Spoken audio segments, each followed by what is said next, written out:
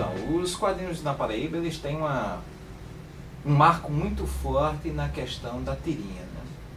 E isso, década de 40, 60, 70, ou talvez menos, para falar a verdade, né? O Flama é década de 50, então o Flama já fugiu um pouco a isso, que é o nosso marco inicial, né?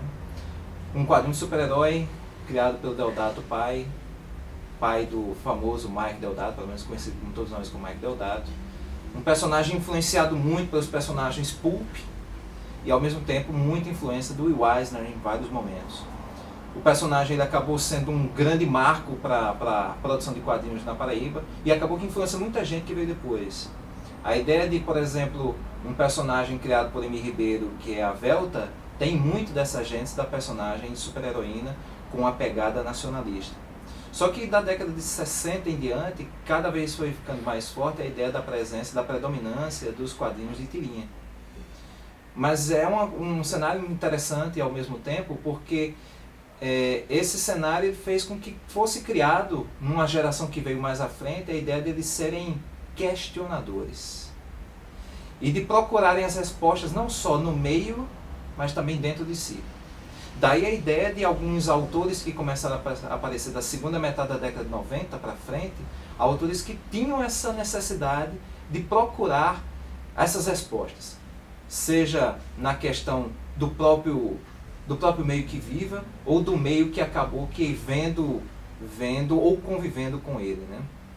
E aí aparecem nomes como o caso de Chico, aparecem nomes como Igor Tadeu, Thaís Gualberto, Samuel Góes, Gabriel Jardim, Paulo Moreira e tantos outros que acabaram produzindo um material que tem uma concepção que querem nos levar a um outro momento. Não que o quadrinho de tirinha não tivesse feito, ou faz sim. Mas as obras desses novos autores, essa nova ou novíssima geração de quadrinhos que começou a aparecer, eles têm uma outra necessidade. A de serem mais reflexivos, de serem mais profundos, irem na gênese das nossas ânsias, nossos sonhos, nossos desejos, nossas decepções, coisas que estão muito próximas de nós, de problemas que às vezes, há um tempo atrás, a ideia do problema geopolítico é uma coisa muito forte. E cada vez mais, não apenas o problema geopolítico, mas a ideia de um problema também próximo a nós, mais humano, também começou a fazer muito parte da produção de quadrinhos aqui na Paraíba, né? Então é um cenário bem interessante, maravilhoso, e cada vez mais vem aparecendo pessoas novas com produção diferente do que vem sendo feito, mas tão rico quanto. Bom, o cenário, né, o cenário de quadrinhos na Paraíba, para quem não sabe, começou em 63, né, com o Flama. O Flama era um personagem de rádio e que depois, nos anos 60, começou nos anos 60, que em 63 ele teve algumas revistas, né, poucas, né, que duraram um pouco, inclusive nas minhas conversas com o Deodato Thaumaturgo, na época, ele dizia que as revistas acabavam logo na boca da rádio, não eram nem direcionadas para a banca, porque a novela radiofônica, né, aventuresca do Flama era tão famosa entre as crianças, que os pirralhos faziam fila, sabe, tipo bitomania para o segundo Deodato, né, Deodato pai, era tipo uma bitomania para adquirir a revistinha do Flama. E assim, nos anos 70, que teve um boom maior de quadrinistas, né, que no caso o jornal, né, o Norte, União, eles foram muito importantes, os suplementos juvenis, para ser uma janela para os artistas. Inclusive Emi Ribeiro, apesar de que Emi Ribeiro, a Velta nasceu ali no jornal mural da escola, ela também se popularizou no suplemento para depois ir para coletâneas, para o álbum em si, né? A produção de quadrinhos na Paraíba, ela tem uma coisa interessante. Obviamente, como eu já falei, tem uma produção de quadrinhos anterior a uma década de 80 ou 90. Mas nesse período começaram a aparecer dois principais nomes do quadrinho na Paraíba, com dois caminhos, duas visões de mundo bem diferentes. E tão bons em relação aos seus trabalhos, tanto um no seu cenário mais, vamos dizer, super-herói, quanto o outro no seu cenário mais autoral. No caso, o Deodato, o Mike Deodato, e o Chico. Enquanto o Deodato enveredou por uma carreira maravilhosa nos Estados Unidos, passando pelas grandes editoras DC, Marvel, e ficando revezando essas duas editoras, e mais à frente e atualmente ficando como fixo da Marvel, o Chico já foi uma produção diferenciada, já tentando falar mais do urbano, da ideia do quadrinho autoral. Um caminho que, a princípio, muitos poderiam achar que talvez não fosse interessante, já que o momento, década de 80 e 90, o movimento de fazer quadrinhos para fora era muito forte. Então Chico rompe com um momento de que era muito forte, em que poucos naquele momento conseguiram se sustentar até hoje, como é o caso do Deodato, que conseguiu sim se firmar como um grande autor, um grande desenhista. Chico faz um caminho inverso e consegue firmar também seu nome.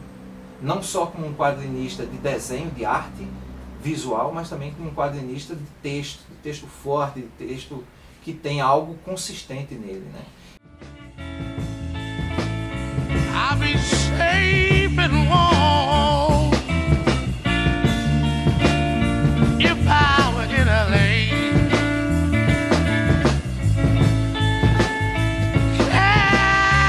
California dreaming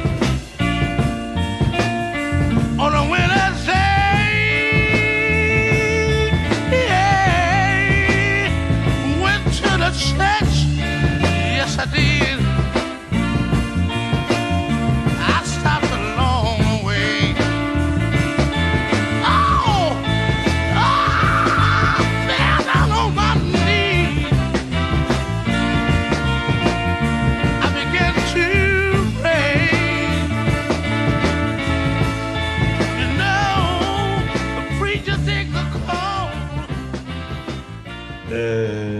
Eu faço quadrinhos, cara. Eu comecei a fazer quadrinhos primeiro porque eu sempre fui leitor de quadrinhos, assim. Eu acho que eu comecei a gostar. Eu aprendi a ler, sabe quanta história? Eu aprendi a ler lendo cordel, assim. Tinha muito na casa do meu avô e tal. Mas eu aprendi a gostar de ler lendo quadrinhos. E eu acho que eu queria contar as minhas histórias, tal, que gostava de contar história, queria contar minhas histórias, e aí das mídias possíveis, assim, eu acho que quadrinhos era o que estava mais à mão, assim, era da minha realidade. Eu sabia desenhar, tenho algum talento para desenhar, e é muito barato você contar histórias fazendo quadrinhos, né? Produzir, pelo menos, né? É bem barato. Publicar é outra história, mas produzir é bem barato. Você precisa ali de um pincel, um nanquim, uma caneta e uma folha de papel. E comecei a fazer meus quadrinhos ainda na adolescência, assim, quadrinhos curtos, né? Histórias curtas que eu mesmo já escrevia. Estava também nesse processo de tentar aprender a escrever roteiros e tal. Então eu comecei a adaptar, né, pequenos contos ou pequenas poesias para ir entendendo mesmo a coisa da linguagem, né? Como você transformar aquilo, né, que é ideia em palavra, aquilo que é palavra em desenho, e esses desenhos em uma sequência narrativa. E me encontrei, assim, como narrador e tal, me encontrei fazendo quadrinhos, porque juntava essas duas coisas que eu gostava muito de fazer, que era de contar histórias e de desenhar. Justamente por ele tentar ir além dele como autor.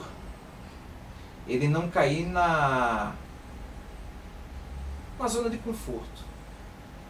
Ele não procurar apenas produzir os quadrinhos pensando na produção, mas ele pensando talvez numa coisa que seria muito interessante se todas as pessoas que produzissem algo pensassem também.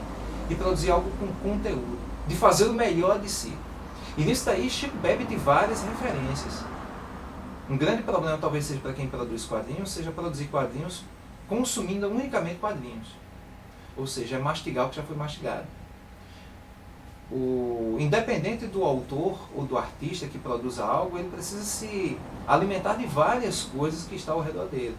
Então, ao mesmo tempo, tem a questão de se alimentar da própria arte, não da arte que ele produz, não da arte que ele faz parte, mas também da literatura, da música, do cinema, da televisão, das séries de TV, da poesia, da sociologia, e aí a gente vai para um campo totalmente diferente, sociologia, história, do próprio meio que ele vive, da própria política, da própria sociedade que ele faz parte, de como ele consegue absorver tantos elementos, a princípio tão diferentes, e tão iguais, e tão conectados entre si, e conseguir ter a sensibilidade de pegar todo esse material e jogar no papel.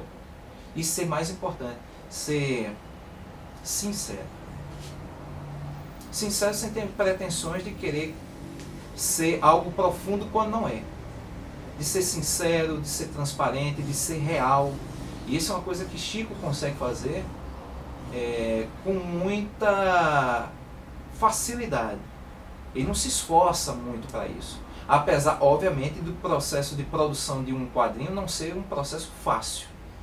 Para fazer quadrinhos, principalmente quando eu comecei a fazer quadrinhos, assim, acho que minhas maiores referências, acho que as primeiras referências importantes, assim, eu acho que eram, na verdade, de literatura, assim, e não de quadrinhos. Eu lia uns romances, lia uns livros de contos e tal, e queria contar histórias também como aquelas que eu lia, mas talvez as primeiras referências de narrativas, assim, tenham sido de literatura e logo depois disso de quadrinhos, assim. E dos quadrinhos, eu li quadrinho infantil, assim, quadrinho Disney, Turma da Mônica, e depois quadrinho infantil juvenil, super-herói e tal. Eu li muito pouco, assim. Muito cedo eu larguei essa leitura.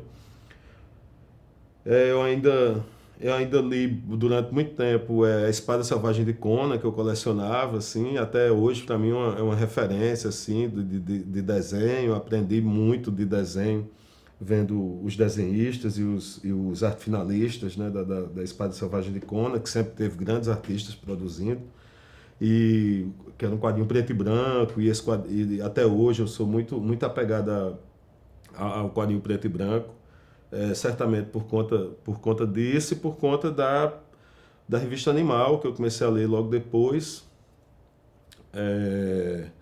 que me apresentou esse outro quadrinho, assim, né? Um quadrinho que não era esse quadrinho de super-herói, né? Esse quadrinho infantil juvenil, é aquele que a gente entende, né, como quadrinho adulto. E muita coisa da Animal era preto e branco também, assim.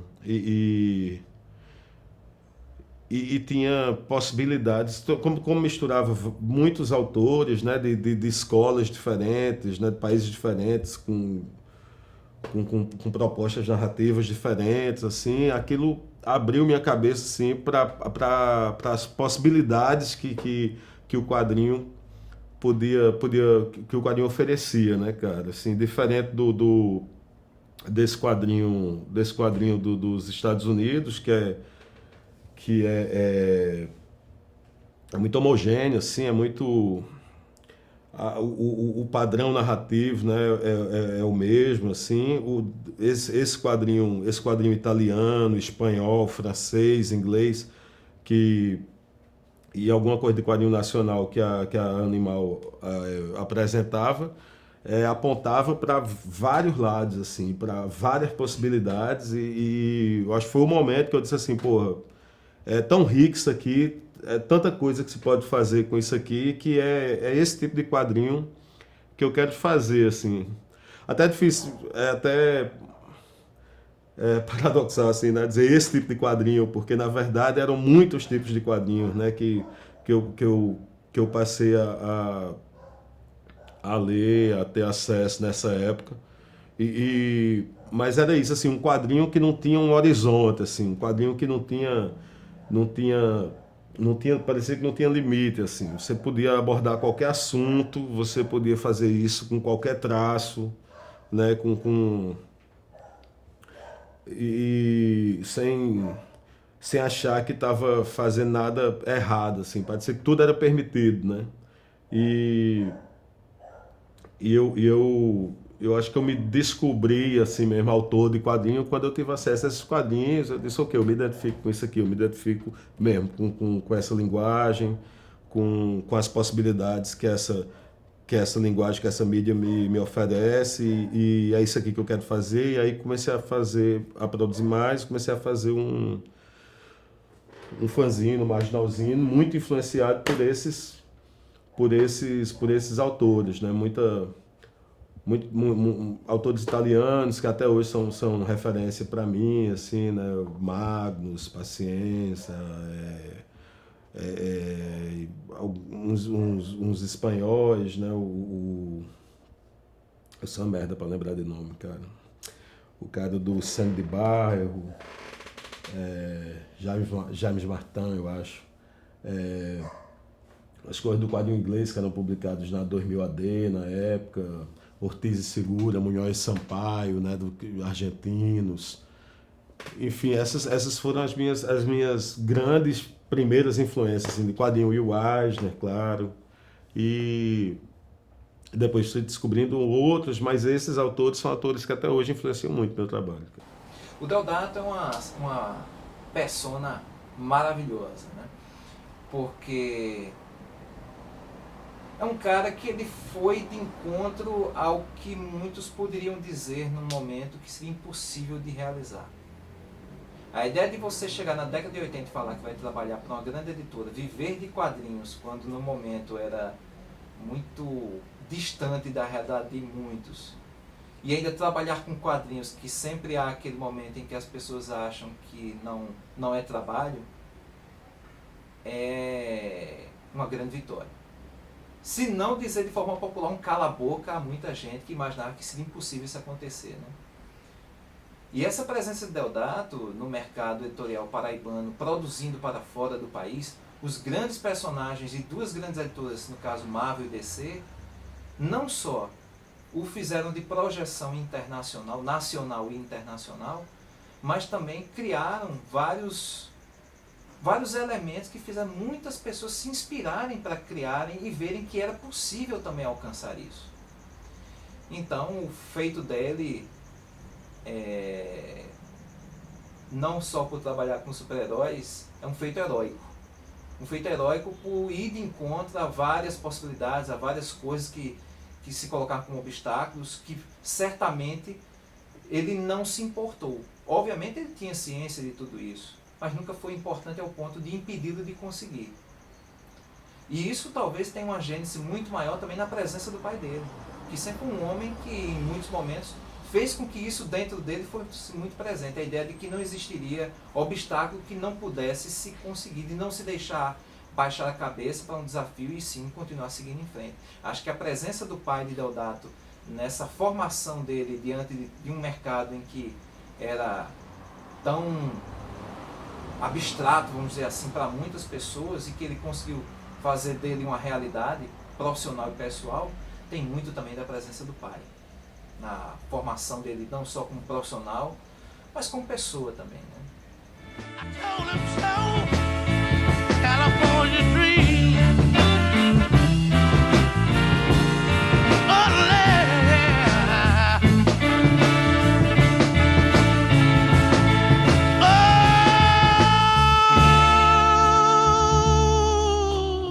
Bom, assim, meu pai, primeiramente, que vê ele desenhando todo dia e ele interpretando o Flama que ele criou, e ele comprava um monte de gibi para mim, então ele me inspirou a ser um quadrinista, e trabalhando com ele aprendi um monte de coisa também, então foi ele, principalmente. Depois aí vieram um monte de influências assim, para mim, mas a base é Neil Adams, Dick Giordano, Jim Steranko, Bernie Wrightson, e tem o que todo mundo tem influência, mas ninguém fala, né? Que é João Buscema, Gil Kane, esse povo que é o feijão com arroz, né? Você prefere dizer, mas é Mas basicamente foram esses, Franco Frazetta também. Basicamente é isso. É difícil para mim dizer, mas então vou usar as palavras de outras pessoas. Neil Adams disse que meu desenho era um desenho realista e dinâmico. Então acho que é isso, é desenho realista, fotorrealista, mas não é parado, não é um negócio estático. Ele tem dinamismo. E é isso, de resto assim, eu procuro introduzir outras coisas quando me dá vontade, mas essas mudanças que eu faço também é um negócio muito... bom, por mim eu mudava algumas coisas bem radicalmente, mas também aí tem o meu empregador, né, que amava, que eles me contrataram gostando do meu desenho do jeito que era, né, então eu tenho que devagarzinho ir colocando as mudanças que eu quero, enfim, as novas influências que eu tenho e tal. Mas eu acho que é isso, é um desenho realista e dinâmico. Esse negócio do Flama, ele só passou a ter importância mesmo depois que o público descobriu ele, né? Porque ninguém conhecia. Era só eu, meu pai, o povo de Campina conhecia. Então, assim, aí ele passou a ter importância, deve ter inspirado muita gente e tal. Mas antes disso, ele foi importante mais localmente, né, na região. Muita gente de Campina Grande cresceu ouvindo Flama. Deve ter inspirado muita gente a se tornar escritor, desenhista. Eu já ouvi, quando da morte de Painho, ouvi vários depoimentos de gente que seu pai me inspirou, eu quando era criança ouvia isso e tal. Então acho que a importância dele foi essa, assim, de ter inspirado gente na infância e durante a juventude. E assim, tem um papel de ter sido um dos primeiros pioneiros, né? Mas o que eu acho que é mais importante mesmo é a carreira de Painho como um todo.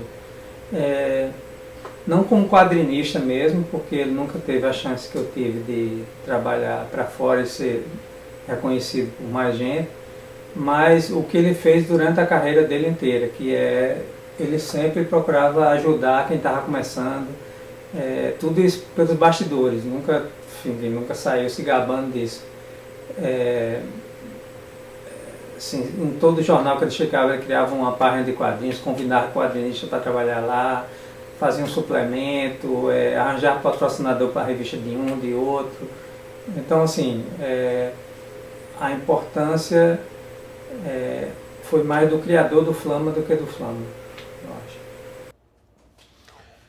Mas é optar pelo quadrinho underground. Eu tenho um certo pudor, assim, sei lá, uma gastura, assim, falar de underground, assim, porque não sei o quanto tem de submundo, assim, né, nesse tipo de quadrinho, que na verdade é só um quadrinho que não é esse quadrinho do mercado Marvel DC, assim, do mercado de super-herói, né, do quadrinho infantil e tal.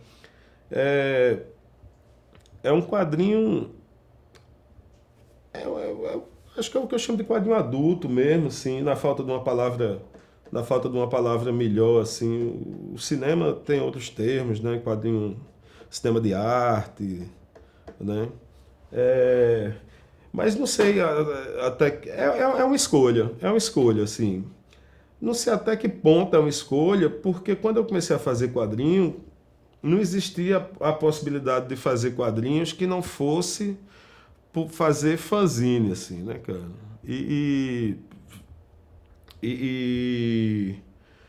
Então não era que assim, eu vou optar por fazer esse tipo de quadrinho porque parece que eu tinha outras opções, assim. Eu não tinha outras opções. Nessa época, claro, já tinha um mercado para mão de obra, assim, tava surgindo um mercado de mão de obra mesmo para quadrinho de super-herói, né, para editores dos Estados Unidos, tal, uma geração de de artistas, né, desenhistas e artefinalistas e tal,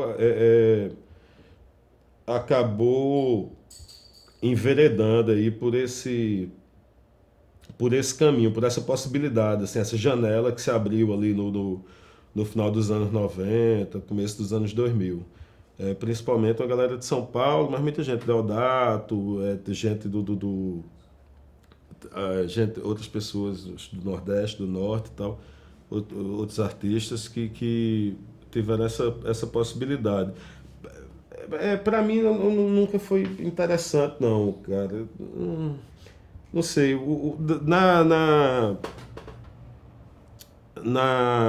no prefácio, na contracapa do Piteco, o Deodato conta essa história, né? Que a gente se conheceu com uma palestra tal, do David Camp, acho que era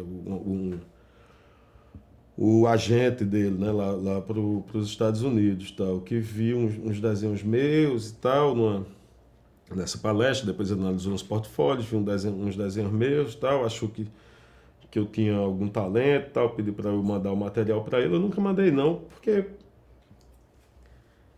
eu não sei, cara, a ideia de ser, como eu disse, eu comecei a fazer quadrinho porque eu queria contar minhas histórias. Então a ideia de fazer, de desenhar a história dos outros, de ficar preso nisso, de ser mão de obra mesmo para um mercado de quadrinhos de super-herói, nunca me seduziu não, cara. Eu queria contar minhas histórias, assim. E aí continuei fazendo meu fanzine e tal, e depois, enfim, narrativas maiores, quadrinhos maiores e tal. Mas não... A outra possibilidade que mais ou menos surgiu, que era essa, não me interessava muito, não. Eu queria publicar minhas histórias. A possibilidade que tinha na época era da publicação independente, eu já vinha disso com fanzine, continuei publicando independente meus trabalhos. Só recentemente comecei a publicar por editoras e tal, mas continuo outras coisas minhas eu continuo publicando de modo independente, é um modo de produção assim que eu gosto, que me interessa, enfim, me dá outras liberdades e tal.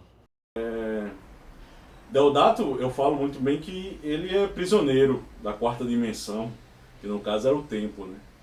E era sempre assim, sempre quando eu pegava e queria fazer uma reportagem, queria fazer uma entrevista com ele pegava e dizia, olha, eu tô ocupado. E às vezes ele até atendia no telefone e ficava rabiscando lá, né, na prancheta. Às vezes ele tava dizendo, olha, eu tô aqui, eu tô terminando aqui uma página e tô olhando minha filha que tá tomando banho. A filha dele era pequena na época, tava tomando banho lá na piscina e tal. Aí ele ficava olhando, ficava fazendo entrevista, ficava... Quer dizer, pra você ver, ele era refém disso, não sei como é que tá hoje, porque é aquele negócio de Estados Unidos, né, ele trabalha para os Estados Unidos, e Estados Unidos é uma indústria, são 20 e poucas páginas por mês, é praticamente uma página por dia. E assim, ele até brincava e dizia, eu queria ter a velocidade do João Romita Jr., que é um quadrinista lá dos Estados Unidos, e ele diz que ele desenha muito bem e é rápido. E assim... Deodato, ele carece de uma autoridade, né? de ser autoral. Eu nem sei se a autoridade existe, então... Deodato carece de ser autoral. Eu acho que ele fica muito, de certa forma, refém disso, e que, de certa forma, não tem nenhum problema, porque ele está ganhando, né, o seu dinheiro com isso, ele é profissional em cima disso, que é muito poucos profissionais aqui, né? Não só na Paraíba, mas no Brasil todo. E ao mesmo tempo ele tinha aquela veia autoral que eu acho bem bacana, que atualmente ele está resgatando, que ele pegou e lançou quadros pela Mino, que é uma editora daqui nacional, e eram quadrinhos que ele depois de desenhar aquelas páginas que, né, tinha a obrigatoriedade de desenhar as páginas para os Estados Unidos, para as edições gringas, ele pegava, ele era uma válvula de escape para ele. Eu, nas conversas com ele dizia, olha, válvula de escape isso, fazer essas histórias autorais. São pequenas, mas assim, sabe, elas têm consistência, tem um autor ali, sabe? E não só, porque a pessoa pensa que autor de quadrinhos é aquele cara que só desenha, né? Mas é o cara que também é um roteirista. Né? Ele pensa também no roteiro, pensa na diagramação, pensa nos desenhos, pensa na arte final. O artista completo. E Deodato tem isso e ele está despertando isso. Que é uma coisa até que era antes, que ele fazia isso com o pai dele, ele fazia isso com várias, não só fanzines, mas edições independentes aqui do Brasil, e de âmbito nacional. Ele fazia isso com o pai dele nos anos 80. Ele parou um pouco, né, por causa dos Estados Unidos, porque ele tinha que se estabelecer no mercado americano. Se estabeleceu no mercado americano e ele está aos poucos soltando essa veia autoral de novo, né? Tá bombeando o sangue dessa veia autoral de novo, entendeu? Eu acho que é aí o caminho. O que eu queria mesmo era uma história longa de Deodato, autoral, né, para ver como é que é o artista, o autor. Trabalhar com o Painho 3 anos depois foi assim, na verdade assim, era o dia a dia, né? Eu morava na casa dele e tal, aí eu tinha acabado de ver Stars My Destination de Howard Chaykin, que ele estava usando umas técnicas lá de pintura e tal, era grosso o livro e tal, aí tinha muita página com aquelas técnicas de borrifar o guache no fundo preto, eu fiquei inspirado por aquilo, aí pai, eu quero fazer um álbum de ficção científica. Aí ele, ok, aí alguma coisa, enfim, depois que o mundo se acaba e tal, pode deixar. Aí, enfim, só precisava disso, né? Ele sentava lá no final de semana, aí ele ia pro quarto dele lá, ficava lá fumando e tal, e criava a história. Aí, como era uma história grande, ele me dava assim, acho que 5 páginas por semana e tal. Eu também não tinha tempo, só no final de semana. Trabalhava no jornal, estudava também. Então, aí juntava a habilidade de Painho em contar a história e a narrativa também, né? Ele sabia muito bem, por ser um fã de Will Wise, né? Sabia como marcar tempo, enfim, tinha um monte de solução gráfica que eu só iria aprender com anos de prática. Então juntou isso com a minha vontade em experimentar graficamente com layouts, com técnicas diferentes e tal. Aí eu acho que foi um resultado muito bom. Foi naquele álbum tá a semente do que eu sou hoje. Muita coisa que eu uso hoje está ali, começou ali. E então foi isso, foi a junção do clássico de Painho, do jeito dele de fazer quadrinho, com minha vontade de querer fazer algo moderno, com influência da heavy metal que eu lia na época, que tinha muito quadrinho francês, metal roulant e tal. Então acho que foi isso. E era só isso mesmo, final de semana eu ficava trabalhando, mostrava ele e tal, e enfim. É difícil para mim porque assim, eu não estou envolvido com quadrinho autoral aqui da Paraíba. Na época, enfim, todo mundo animado, cada um queria colaborar um no fanzine do outro, e não era só na Paraíba, era no Brasil inteiro, a gente correspondia por carta, lembra? E aí mandava capa para um, fazia história para outro e tal, anunciava o fanzine do outro. E aqui em João Pessoa a gente teve vários momentos em que a gente se reuniu para fazer fanzine juntos, Gran Circus, Heavy Metal, a gente chegou a criar uma associação de quadrinistas também. Então foi um período bem fértil mesmo.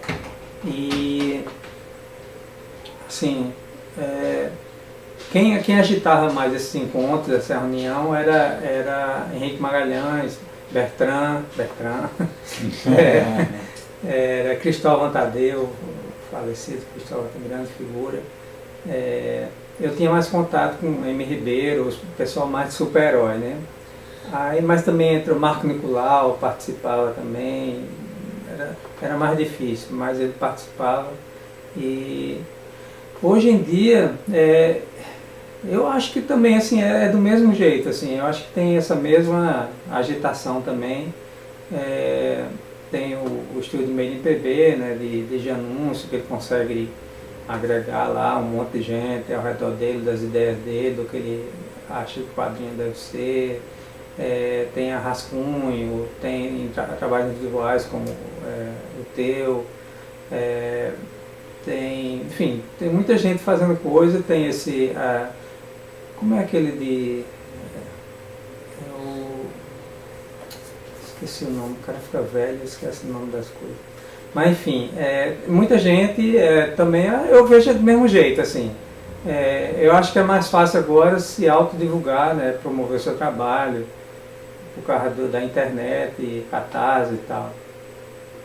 Mas eu acho que a animação, a vontade de fazer quadrinho é a mesma, assim, e a quantidade de talentos também. E Chico é o seguinte, Chico ele eu vou dizer, ele é um preguiçoso. Era, né? Não sei como é que ele tá agora. Mas antes ele era um preguiçoso. Ele não tinha um RG, nunca foi prestar serviço, nunca foi se apresentar para o serviço militar, essas coisas. Aí Chico, aquele negócio de marginal, o marginalzinho que ele fazia, era aquele negócio do pé da letra, sabe? Aquele negócio marginalizado mesmo, assim, não só dos quadrinhos. E Chico, a gente via que ele tinha ele tinha já, o autoral já nascia com ele por causa do underground, né? Por causa dessa veia do underground grande, assim. E você via, por exemplo, quando você folheava um fanzine dele lá, que não tinha periodicidade, né? Quando ele quisesse, ele xerocava, grampeava e distribuía para o pessoal nos festivais.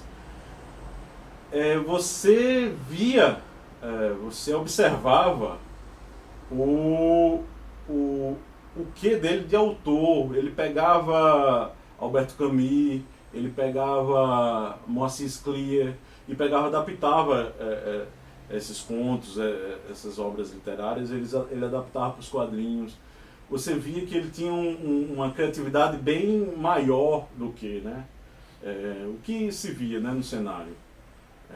Nos anos 90, que era um ano até, pro próprio quadrinho em si, não é um ano muito bom. Tem uma ou outra coisa boa, mas assim, vinha muito aquele pessoal que ia mais pelo imagético, ia mais pela, sabe, aquela coisa image dos Estados Unidos, aquele boom, que roteiro não interessava tanto, ou a arte que interessava mais. De certa forma, Chico uniu os dois, a arte interessava e o roteiro também interessava.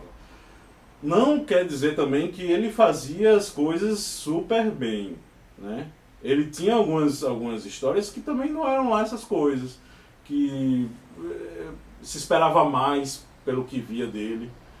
E assim, um exemplo é Blue Note, que é o primeiro trabalho longo dele, do Bill. Eu acho, apesar de que muita gente gosta, eu não acho lá essas coisas. É um roteiro confuso que ninguém sabe dos bastidores da coisa, né? Ninguém sabe quem é que está doente, como é que tá, se está sem um braço para desenhar, se está quebrado o braço, se não sei o que, se faltou nanquim. Ninguém sabe dos bastidores. E de certa forma, apesar de saber, você vê que tem um reflexo um pouco naquela obra, porque era uma obra que era em conjunta com Bill, que é um paraibano também.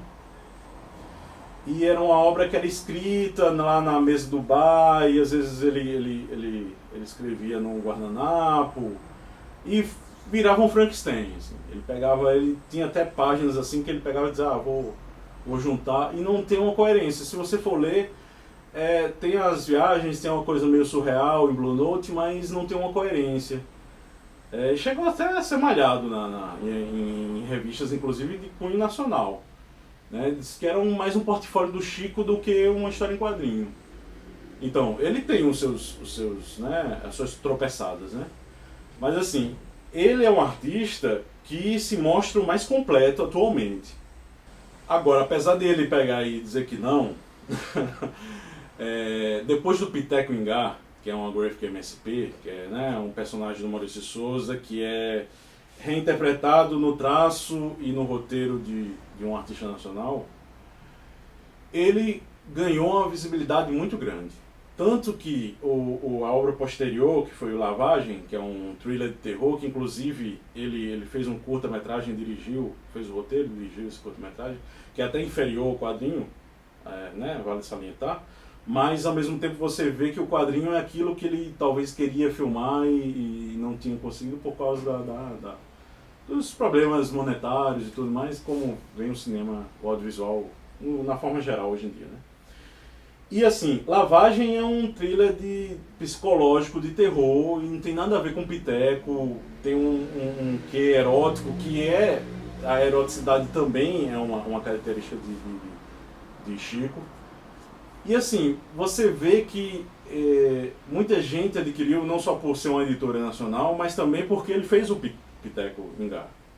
Apesar dele dizer, não, eu iria fazer da mesma forma essa obra, mas eu disse, não, mas o Piteco Ingá, de certa forma, é um cartão de visita para dar o boom, né? Você botar a cara a tapa, vamos dizer assim, para o Brasil todo. Porque antes, o Chico, o que se reduzia a Chico era alguns fanzines, um pouco mais de meia dúzia de fanzines xerocados, que, né? Algumas dessas histórias em coletânea na marca de fantasia, que também vende timidamente, estava vendendo timidamente.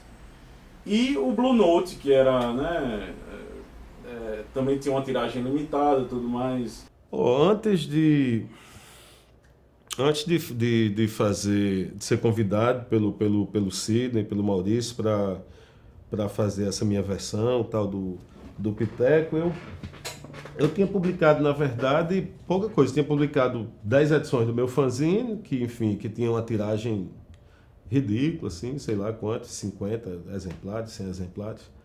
E tinha feito o Blue Note, por uma lei de incentivo daqui do estado, da Paraíba, e na época que o Sidney me convidou, eu estava fazendo ainda o 15, uma adaptação da Raquel Queiroz para a editora Ática. Então, na verdade, o que eu tinha publicado era o fanzine e o Blue Note também, que um projeto local, assim, que não teve distribuição. Então, de fato, assim, eu nem posso me ressentir das pessoas não me conhecerem por um material anterior, porque esse material anterior praticamente não existia. Mas eu sabia que depois do Piteco, muita gente ia me conhecer por conta disso. E eu acho que por isso, logo que eu terminei que eu concluí o Piteco, entreguei lá para o Sidão, eu imediatamente comecei a finalizar um quadrinho meu que estava já em andamento, assim, que é o Azul Indiferente do Céu, que não tem nada a ver com o Piteco. E eu acho que eu fiz isso para quando lançasse o Piteco, eu também lancei esse material para que quem me conhecesse pelo Piteco soubesse que não esperasse que um próximo projeto meu ia necessariamente ter a ver com aquilo. Embora eu goste muito do Piteco, assim. É um tipo de quadrinho que eu li muito.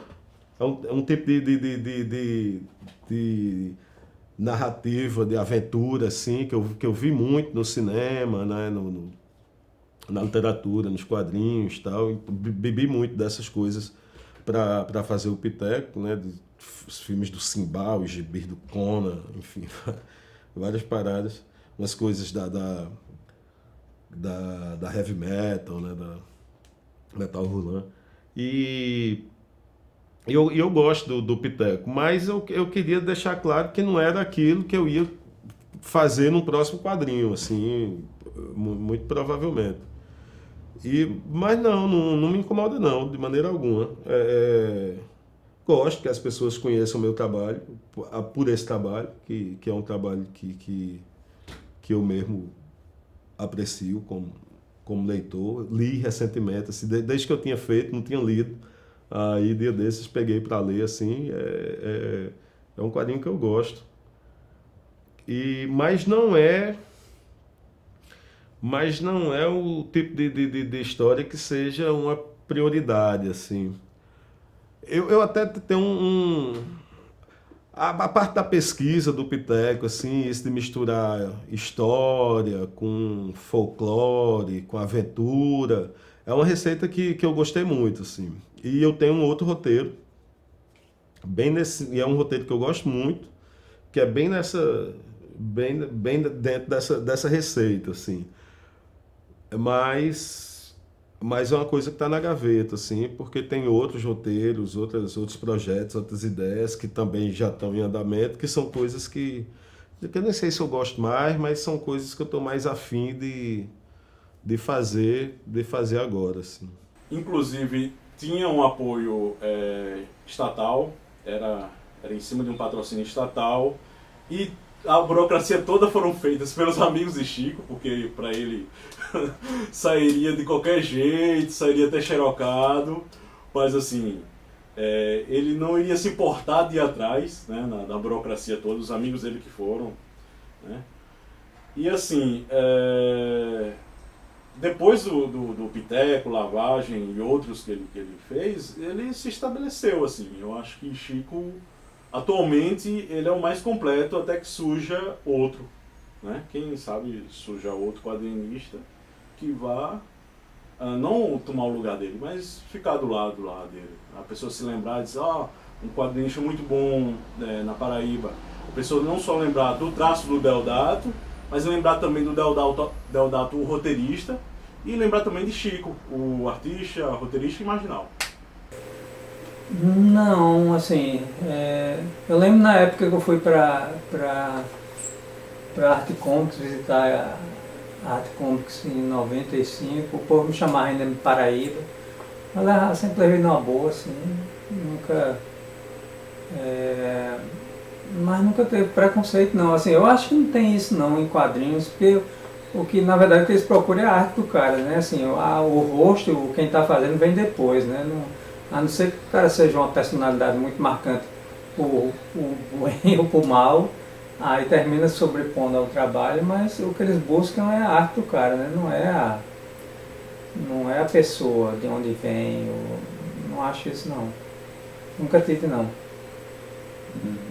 Mas não, eu não lembro de ser abordado ou tratado de maneira diferente por ser paraibano, não, cara. Assim, dentro da indústria dos quadrinhos, assim, do universo, né, dos quadrinhos, entre jornalistas, editores.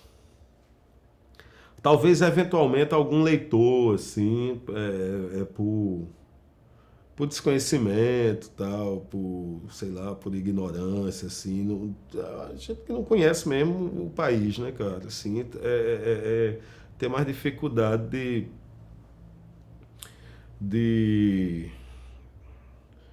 sei lá, de entender o autor, talvez achar que por ser nordestino, o cara tem que ter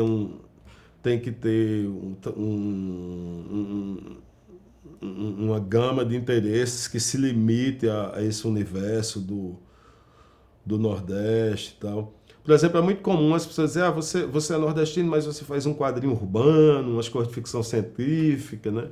Aí você tem que explicar, não, cara, mas o Nordeste tem cidade, né? O Nordeste tem cidade, tem bar, tem sinuca, tem carro, tem tatuagem, tem rap, tem rock, né? São cidades, né, cara? E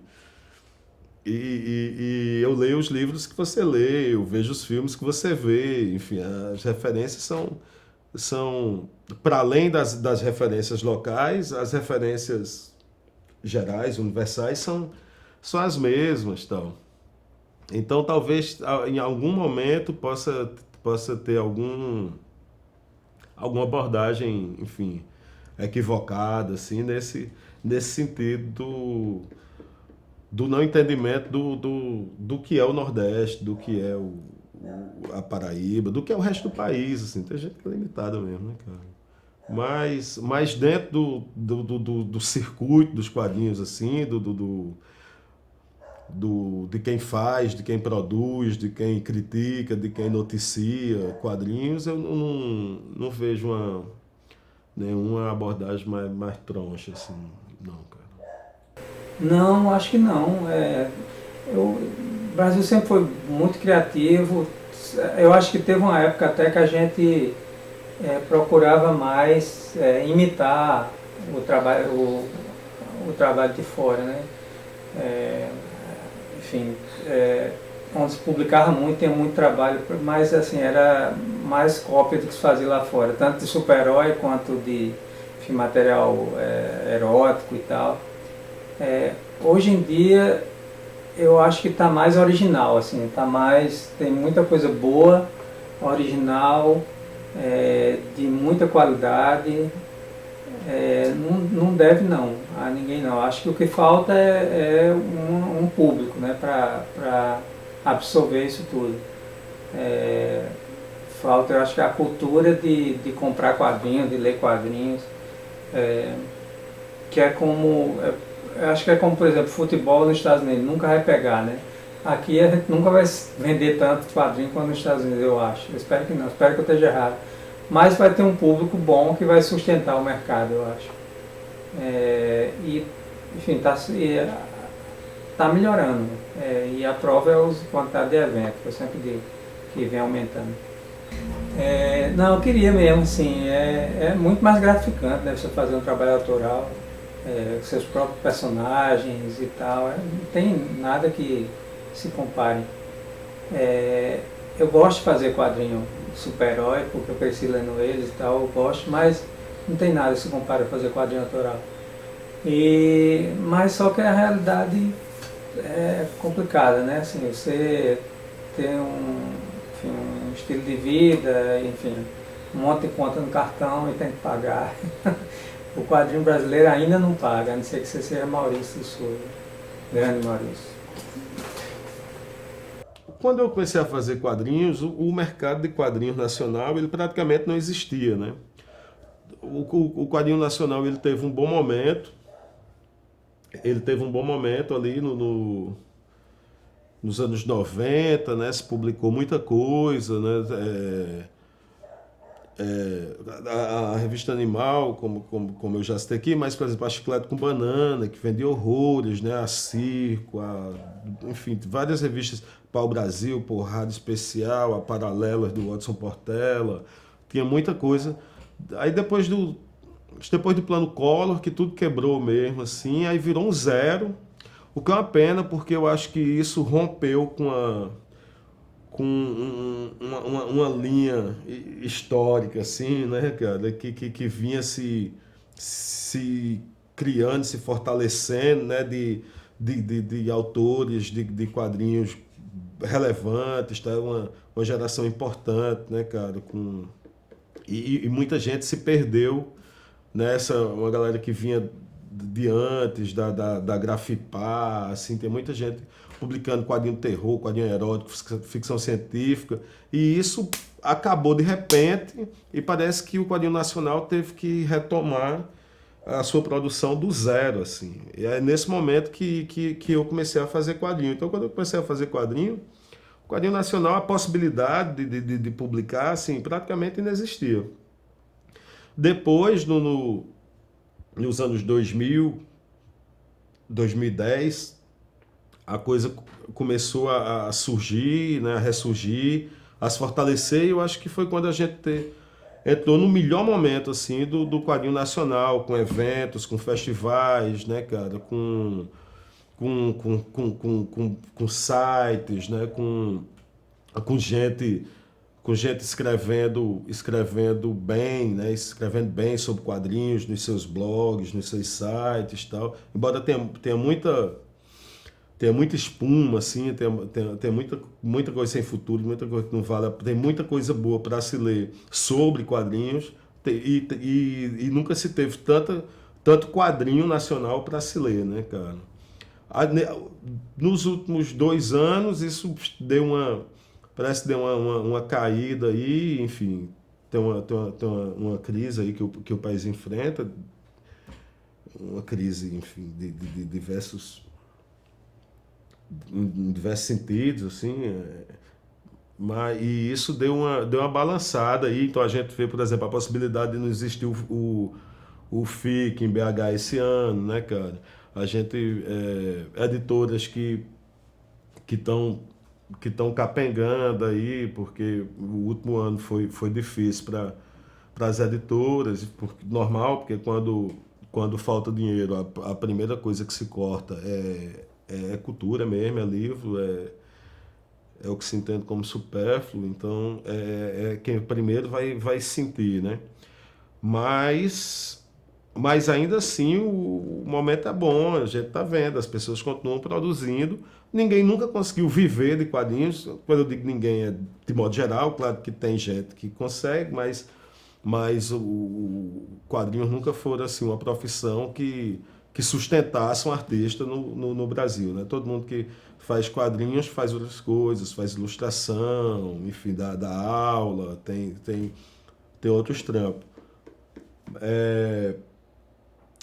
Então, existe o mercado, porque existe editora, existe gráfica, né? Existe artista, existe editora, existe gráfica, existe leitor, livraria, existe leitor. Então, existe uma estrutura de mercado, né? Que nunca foi enorme, já foi melhor, recentemente foi melhor, mas eu acho que está estabelecida, assim. Vai passar por perrengues, vai passar por altos e baixos, mas ela existe e a gente vai continuar produzindo, vai continuar editando, vai continuar comprando, vai continuar lendo.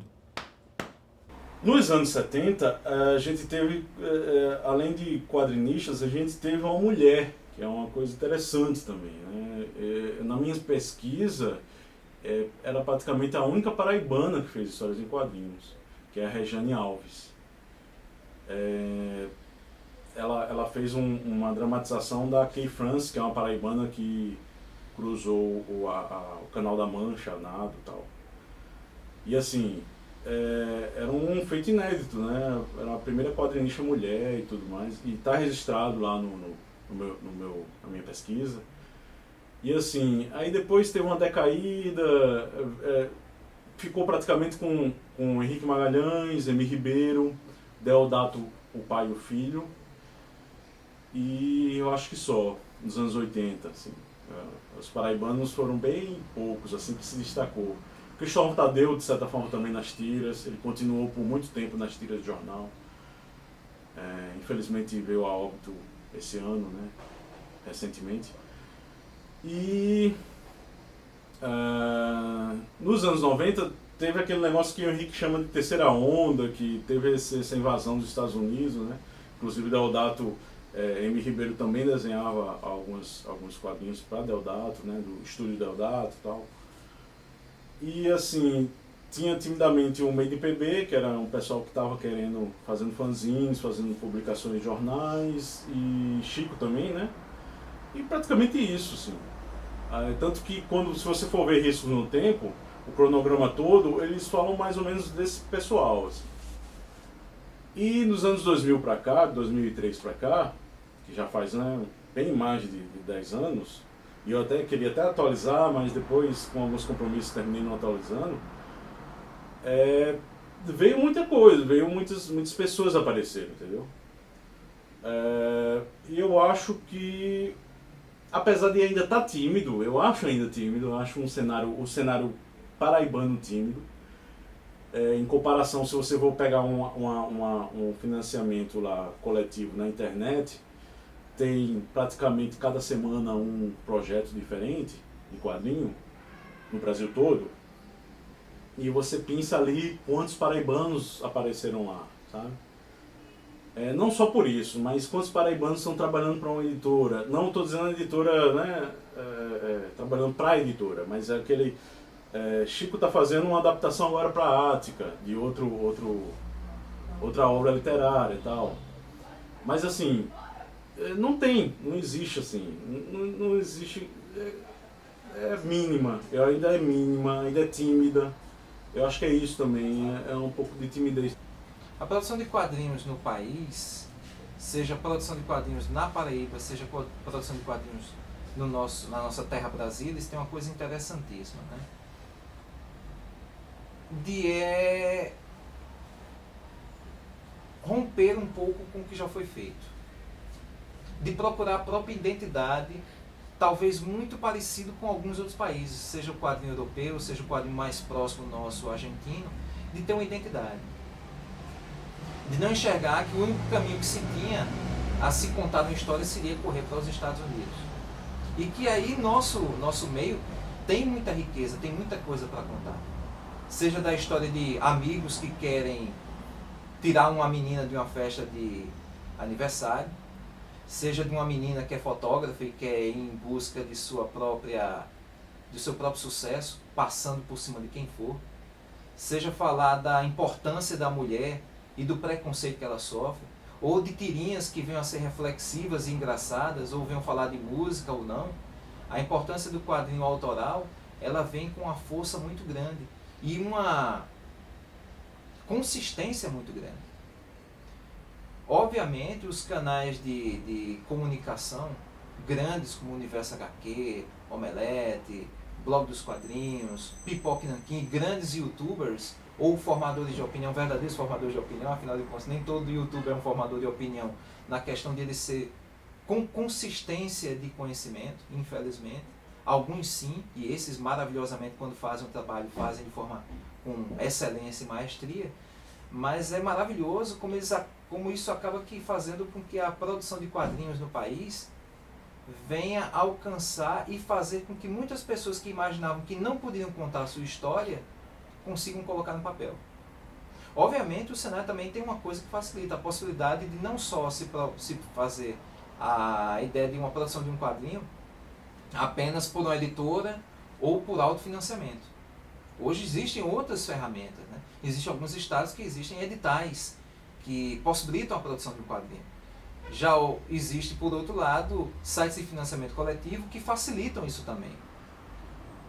O que para mim, em alguns momentos, é um pouco, talvez, venha a complicar o caminho para o autor.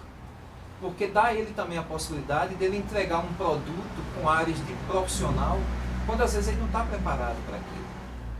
E não está preparado não para participar do financiamento coletivo, às vezes para não estar preparado para entender que aquele produto que ele vai entregar, que aquele quadrinho que vai chegar às mãos das pessoas, que pode chegar à questão de uma crítica especializada, pode não ser bem aceito. E aí vai precisar da maturidade do autor para entender a crítica, para entender que de repente o trabalho dele não era tão bom, que de repente a jornada dele para se transformar num grande autor, ou num autor que venha a entregar trabalhos muito bons, esteja atrelado a uma jornada. Há tempos, a produção de quadrinho era feita muito e começava muito o autor participando de coletivos e de zine.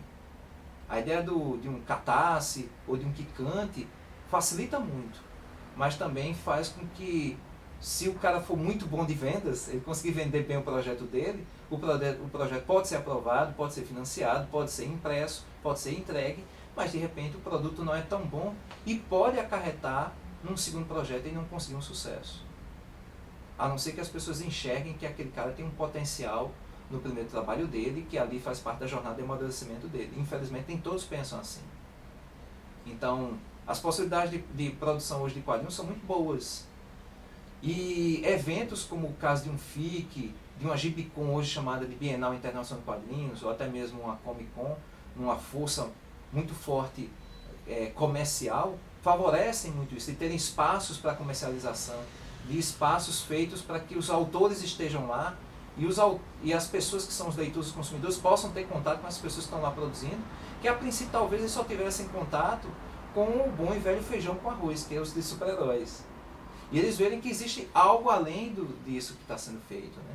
De pessoas que têm histórias tão boas ou até às vezes melhores do que está sendo feito no gênero ou nas editoras Marvel e DC, né? Então, é um cenário lindo, maravilhoso e tem muita gente produzindo coisa de qualidade. O negócio é, como tudo, a gente procurar conhecer, desbravar e separar o joio do trigo, né? Cara, isso eu posso dizer com toda certeza, assim, a Paraíba nunca teve tanta gente fazendo quadrinhos e tanta gente tão boa fazendo quadrinhos, né? Muita gente nova aparecendo, e aparecendo, fazendo quadrinhos, muito diferente, com propostas muito diferentes, assim, o que é a melhor coisa que podia acontecer, né? é muito bom assim você pensar que o quadrinho paraibano existe, mas não existe um quadrinho paraibano, né, cara? Existe muita gente fazendo, né? Você pega Jardim, eu, Deodato, Thaís, Juscelino, que está em Natal, mas é ali de Campina Grande, Igor Tadeu, Robson, boy capaz disso agora tem um trabalho foda de quadrinhos e tal, e assim toda hora você, né, você descobre um autor novo surgindo com uma proposta totalmente diferente dos outros, assim, esses nomes mesmo que eu falei agora, se você compara assim, é difícil relacionar o trabalho de um com o trabalho de outro, são propostas muito diferentes, às vezes são autores que estão em momentos diferentes, assim, porque tem muita gente nova, muita gente começando e tal, mas você percebe assim o gás que existe, assim, e a qualidade que existe, né, nessa galera que está produzindo. Eu tive em Recife agora na CXP, conversando com os amigos de lá, né, cara?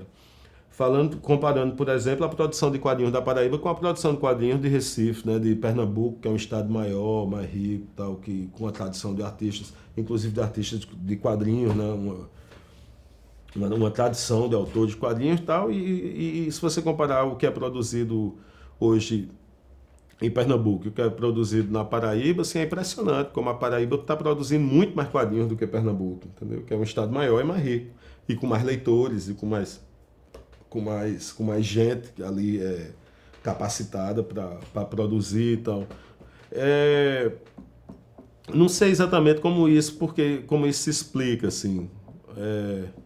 Mas tem coisas, por exemplo, o fato de ter uma loja de quadrinhos, por exemplo, a Comic House, assim, que aglutina leitor com quem produz, que traz autores de fora para lançar seus livros. Eu acho que isso é um fato determinante, assim, cara. E com eventos de quadrinhos que acontecem ali na Fundação Espaço Cultural, né, onde tem uma gibiteca que constantemente realiza eventos e reúne, né, autores e leitores de quadrinhos. Essas coisas que parecem pequenas, que parecem não ter exatamente a ver com a produção de quadrinhos, para mim essas coisas. Você tem uma gibiteca, você ter uma loja de quadrinhos, entendeu? Você ter uma loja de quadrinhos que é ativa, né, que reúne pessoas, que faz lançamento de livro, que convida artistas de fora.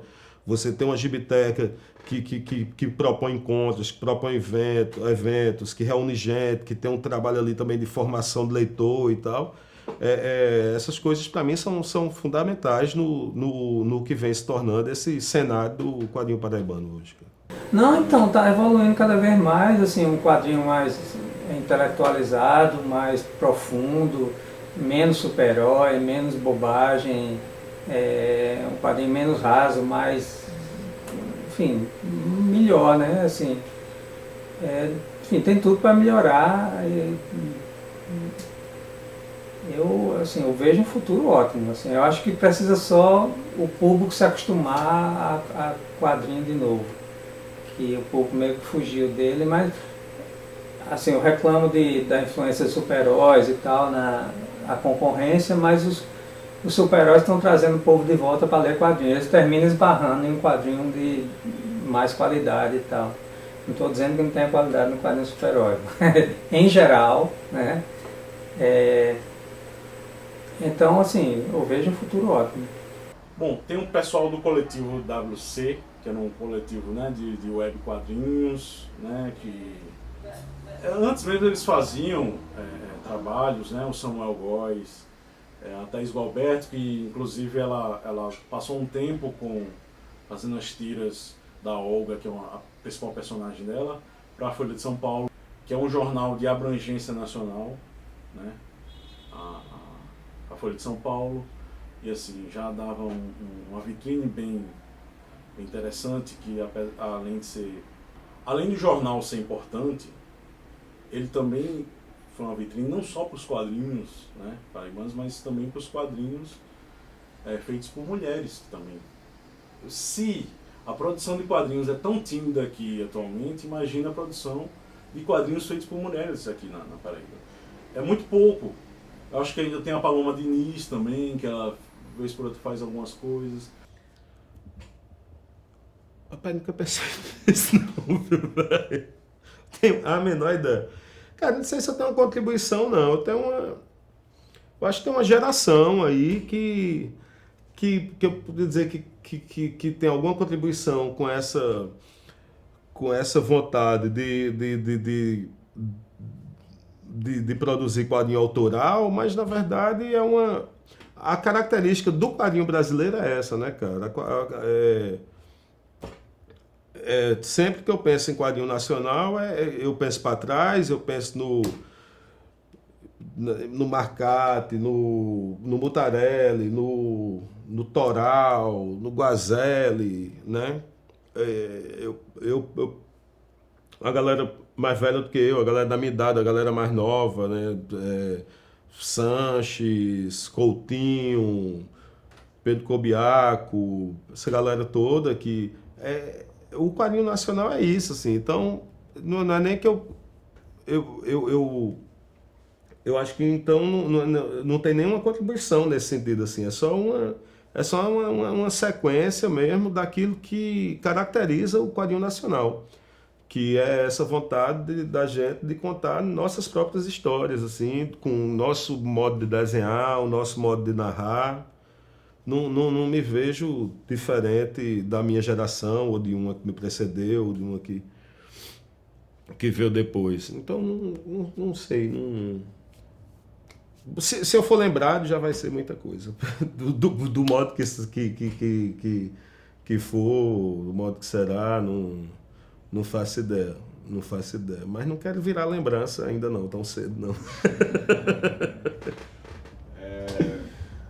E qual a importância de um trabalho autoral para o artista, assim? Cara, o trabalho autoral, assim, você querer contar suas próprias histórias, ela forma o artista, como autor, né? Mas ela forma o artista como pessoa, né? Quando você resolve contar suas histórias, você está escolhendo quais são as histórias que você vai contar, quais são os assuntos que lhe interessam, né, cara? E isso faz com que você pense sobre esses assuntos, pense sobre essas histórias. Então,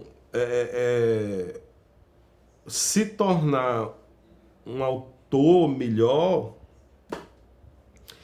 para mim, eu não posso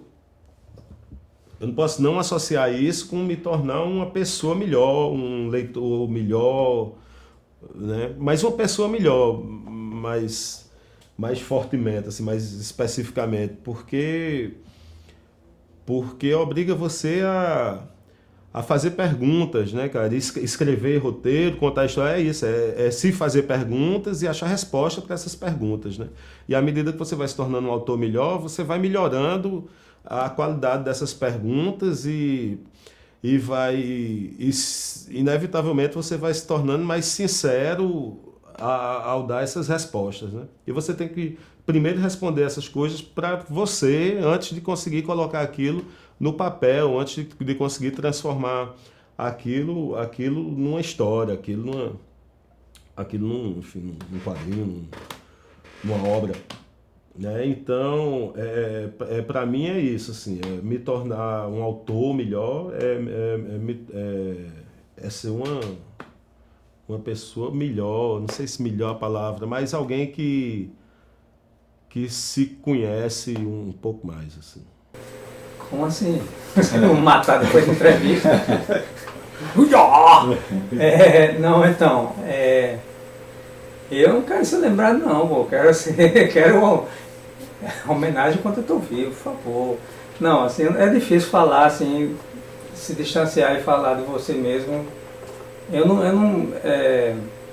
Assim, eu reconheço a minha posição no mundo do quadrinho, o que eu já fiz, E eu não fiz isso para abrir as portas para ninguém, ou para marcar, ou para alguma coisa. Eu fiz porque eu gosto de fazer quadrinho. Terminou eu sendo reconhecido pelo que eu faço e tal. E eu acho que a minha contribuição é influenciar pessoas a querer fazer quadrinho. Assim, eu tenho algumas coisas que eu me orgulho bastante, outras não. Mas eu acho que é isso, é complicado falar de você mesmo, assim. Eu não quero ser lembrado, não. Eu quero... não, depois que o cara morre, o cara quer saber mais do que. Mas assim, eu ainda quero fazer o meu grande quadrinho, ainda quero fazer... eu ainda quero fazer uma obra que seja marcante e tal. Eu acho que a pessoa tem esse desejo até morrer, né? Assim, a porta, assim, desenhando 90 anos e ainda vou fazer aquele quadrinho. Eu acho que é isso, né? Você tem que estar sempre querendo melhorar, não dormir sobre os louros, nem tentar, eu fiz isso, aquilo. Acho que isso não...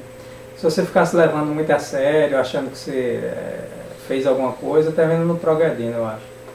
E virando aqueles caras chatos, né, de convenção, que nem olham pra você. Mas é complicado essa pergunta. Sobre as novas gerações de quadrinhos na Paraíba, é impossível não se ter elogios, né? Agora, quem dera eu fosse mãe de Ná para poder prever o que vai acontecer. O que eu espero é que, como eu venho acompanhando aí ao longo desses 15 anos, só pessoas produzindo material com vontade que ele seja um material consistente, que tenha algo, uma mensagem a passar, que tenha algo para nos levar seja a rir com sinceridade, rir com reflexão, que nos leve ou a própria reflexão, continue existindo. Mas isso, as gerações, nem sempre as gerações que vêm entendem a geração anterior e procuram ter a sua própria identidade.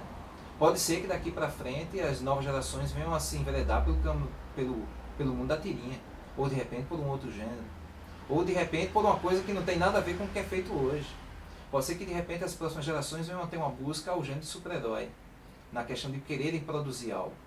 Impossível dizer o que é o futuro, mas o que eu gostaria que o futuro fosse é de pessoas como eu vejo hoje, em que você olha para eles e eles têm uma sinceridade enorme de quererem contar uma história que seja crível. Eu acho que isso é que é o principal. De que eles possam, nas gerações que vão a vir, mostrar que tem poder de absorver o que os cerca e conseguir colocar no papel. Às vezes as grandes histórias não vêm de lugares muito difíceis, de lugares muito complexos, de histórias muito mirabolantes. As grandes histórias vêm de histórias simples. De histórias que estão acontecendo na vida da gente, na vida do vizinho, na vida do nosso bairro, na vida da nossa escola, nas coisas que nós vivemos no passado, das coisas não bem resolvidas dentro da gente, das coisas que querem se resolver e muitas vezes a gente não quer mostrar que tem dentro da gente que não estão bem resolvidas. Então as grandes histórias estão nessas coisas simples. Não há gênero, seja ficção científica, seja horror, seja fantasia, que grandes livros não tenham sido feitos em que isso não é presente neles. Todos esses elementos de realismo, de contradições, de sonhos, decepções, estão sempre presentes. Isso é o que faz a gente, de certa forma, se identificar com a obra. A busca do leitor por uma obra e dele criar uma empatia pela obra tem muito do que ele, de certa forma, tem de compreensão do mundo. De compreensão de mundo, do que ele, de repente, enxerga um personagem como sendo ele também. Então, essa identificação, ela faz com que possa acontecer. Mas essa identificação tem que ser real. Tem que ser sincera. Se não for, a gente faz pensar depois, quando o quadrinho estiver impresso, sobre tantas árvores que foram destruídas e foi levadas a fazer um produto que não tem nada para contar para a gente. Um quadrinho morto só com páginas desenhadas. É por aí. Gabriel Jardim, ele é um menino que começou observando Deodato lá na prancheta e tudo mais, e agora ele está buscando o lado autoral dele, já tem 3 trabalhos publicados. Tem outro que se chama Paulo Moreira, que fez recentemente, né, Operação Dragão Negro. Então, assim, tem alguns quadrinistas que estão despontando timidamente, mas eu fico pensando, com exceção de um ou outro, eles vão continuar? Quem fez a primeira obra vai continuar? Se o financiamento coletivo na internet não hesitar, não ter êxito, será que a pessoa continua? Será que eles vão para publicar de forma independente do próprio bolso? Será que eles vão publicar através de uma editora? Ou será que eles vão desistir? Tem muito disso, né? Não tem esse negócio, porque a gente esbarra não só na publicação, mas na produção do quadrinho em si, na distribuição do quadrinho, todos esses âmbitos aí que dificultam ser profissional. Não é só ter um diploma e dizer, eu sou quadrinista, sou diplomado e tal. É muito difícil, principalmente por ser um profissionalismo didático. Então você pode até pegar alguns cursos para você usar, não como muleta, mas usar como base os quadrinhos. Mas ao mesmo tempo você esbarra em vários outros fatores que às vezes impedem do quadrinista de ir além. Isso eu enxergo que aconteceu isso nos anos 70, nos anos 60, nos anos 70. Por que o Flama não só teve só 5, 6 revistas? Sabe? Por que ele não continuou? Por que nos anos 70 o suplemento juvenil acabou? Sabe? Apesar de, por exemplo, Henrique Magalhães está com Maria ainda fazendo, é um militante assim, dos quadrinhos, ele é um guerreiro dos quadrinhos, a editora dele, a Marca de Fantasia, está aí e está representando não só a Paraíba, porque também tem obras que são obras da França, são obras da Argentina, são obras do Brasil todo, são livros teóricos do Brasil todo, e muito pouca editora tem um catálogo como a Marca de Fantasia tem, sabe? Aí, e muita gente pega e diz, não tem, por exemplo, Lewis Strohen, que é um quadrinista francês, nunca foi publicado aqui no Brasil. E quando vê, tem uma edição dele pela Marca de Fantasia. E às vezes esbarra nisso, esbarra na divulgação, esbarra na distribuição, esbarra em todas essas coisas. Então, assim, o cenário existe, mas eu acho que o cenário é insuficiente. Inclusive até para descobrir não só os talentos, mas os profissionais mesmo, né? Uma coisa é você ter talento e quando você vê, você tem talento para colocar na gaveta e acabou. E outra coisa é você ser profissional e ir corretamente. Às vezes você tem que ter uma editora como a norte-americana, né, de super-heróis, para você ter esse compromisso, porque ela está lhe pagando. Tem uma série de fatores. Muita gente, né, Chico mesmo fala um negócio assim, bem interessante, que ele diz, você faz o quê? Eu faço quadrinhos. Tá, mas você trabalha em quê? A pessoa pensa que quadrinho é um hobby. A pessoa pensa que quadrinho sempre é um hobby, sempre é uma coisa que fica em segundo plano. E não é algo profissional, não é uma coisa rentável, não é uma coisa que dá dinheiro. E às vezes é por paixão mesmo, infelizmente. Isso é bom, por um lado, porque essa paixão vai mover obras interessantes, ou até não. E também, por outro lado, esbarra nisso aí, de que o quadrinho é aquela ilha pequenininha e que pode até ter gente ali, mas às vezes a pessoa não conhece, não está no mapa. E às vezes tem isso. Acho que o quadrinho paraibano tem que crescer. Eu acho que nesses últimos anos aparece gente, mas aparece também, inclusive, né, Olga no Folha de São Paulo, foi ok no Catarse e tal, mas não aparece... não aparece, a Paraíba não aparece, sabe? É isso que a gente tem que refletir. Quanto tempo de gravação? Tem 23 minutos. Tem 23. Faço mais algumas perguntas ou você já está bom? Tá bom.